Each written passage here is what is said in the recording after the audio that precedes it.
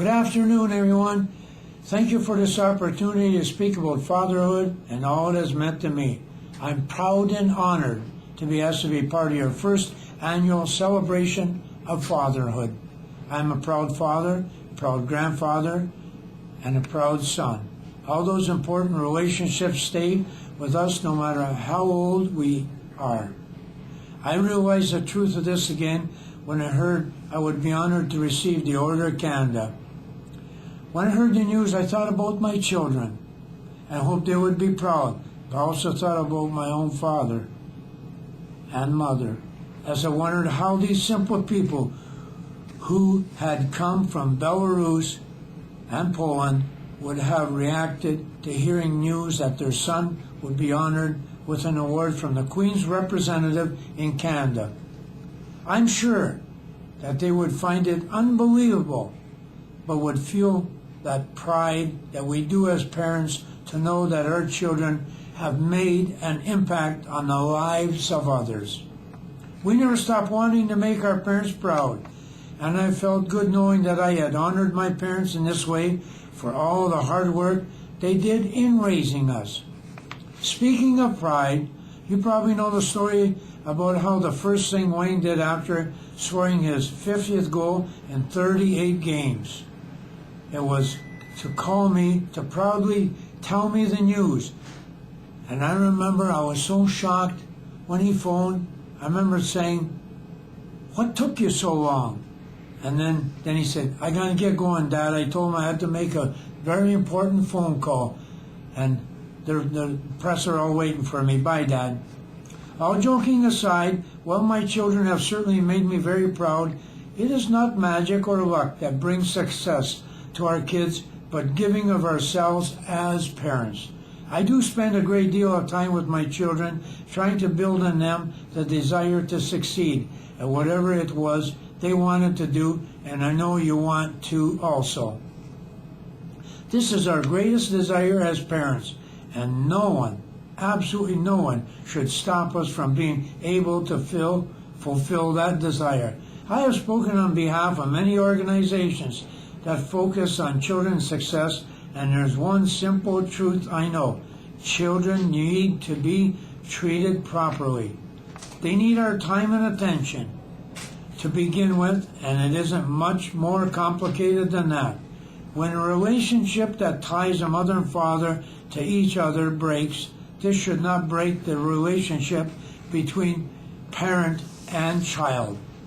Mothers, fathers, grandfathers, and grandmothers and children have a fundamental and God-given right to remain in each other's lives and spend time together, because that's how we build and grow those bonds that keep us so strongly connected to each other.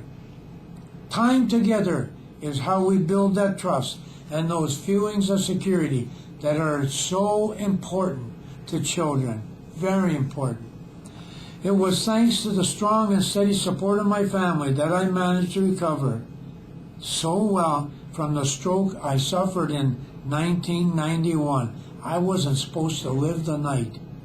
With my loving family around me and with their care and concern for my well-being, I was able to rebuild and continue to do the things I love to do. Spend time with my children and grandchildren, and assist those organizations who do work I consider very important. That close call taught me that every second of every day is precious, and we need to make the most of those moments while we have them. I think you can imagine how good it felt to hear Wayne say in an interview with the CBC, "Everything I am is because of my dad." He said that the lessons he learned from me weren't just about hockey, but about the basics of life. This is one of our greatest gifts to our children, passing on what we've learned. Sometimes this knowledge helps propel them to great heights. Other times it just means sparing them some bumps and bruises. But as fathers, we always feel the urge to give them the best so the next generation will be even better. But I do have a story to tell you. When Wayne was in Edmonton, playing for the Edmonton Oilers, he phoned one night and said, "Dad, Friday night I'm breaking Gordie Howe's record. You're gonna be here." Wayne's very family orientated. "You have to be here." I phoned my foreman and he said, "Yeah, go ahead, I'll cover for you." I phoned Wayne back and they said, "Pick me up after your practice in the morning." All NHL teams practice at 10 or 11 in the morning, have their lunch, and then they rest in the afternoon, play at night. That's the routine. So I told Wayne I'd catch the 8 o'clock flight out of Toronto. And we're just taking off. And I'm sitting in what's known as the first class section, pulled out a magazine, Sports Illustrated. Wayne's on the front cover. And whenever I speak at high schools, I always tell this story. In other words, be respectful to strangers. You never know who you're talking to. Pulled out a magazine, Sports Illustrated. Wayne's on the front cover. Next goal, he's going to break Gordie Howe's big record, 801 goals, I believe it was. Lady sitting right beside me, she says, "I see you read about Wayne Gretzky, eh?" I said, "Yeah." She said, "You know, I don't know how the devil he ever made it in the NHL. He's lucky he's got all those good players on his team. All he ever does is stand for that darn net, scores all the goals, gets all the money and glory. Everybody else does all the work." Too late to tell her who I am. I turned the pages real fast. First 4 pages were on Wayne. My picture's in there. I closed the book up, put it back in the pouch. I said, "You're going to Edmonton, are you?" "Well, we're all going to Edmonton." She said, "Yeah, our daughter got married 3 months ago. Haven't been out since the wedding. Going to go see how they're doing." "Who are you going to see?" And I truly recall going, "We got a son out there. I'm going to see him." And I changed the subject. She's back on the Wayne again. Changed the subject. Finally, we got leveled off. And as you know, early in the morning, they give you breakfast right away. Stewardess is coming down the aisle, and I forgot. I'm sitting in what is known as the first class section. She gets opposite me. She says to the lady next to the window, "Mrs. Jones, what do you decide?" I'm thinking, oh my goodness, she's going to call me by my name. I'll be Mrs. Smith when she gets to Mr. Gretzky. This Mr. Gretzky.